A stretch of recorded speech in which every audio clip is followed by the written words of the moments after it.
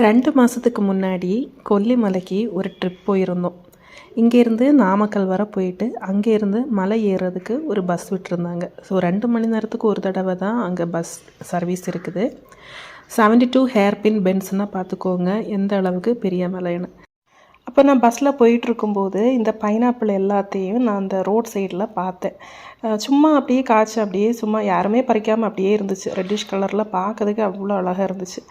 So இந்த பழத்தை நம்மளால் சாப்பிட முடியலையே அப்படின்னு சொல்லி ஒரு ஏக்கத்திலே மலை கீழே இறங்கி நாங்கள் வீட்டுக்கு வந்துட்டோம். இப்போ என்னென்னா ஹஸ்பண்டு ஆஃபீஸ் விட்டு வீட்டுக்கு வரும்போது இந்த பழத்தை வந்து ரோட் சைடில் வச்சு விற்றுட்ருந்தாங்க. சரி அன்னைக்கு நம்ம பார்த்த பழமாச்சே ரோட் சைடில் கீழே இருக்குது அப்படின்னு சொல்லி வாங்கிட்டு வந்தாங்க. நானும் ரொம்ப எக்ஸைட்மெண்ட்டாக அதை கட் பண்ணி சாப்பிட ஆரம்பித்தேன்.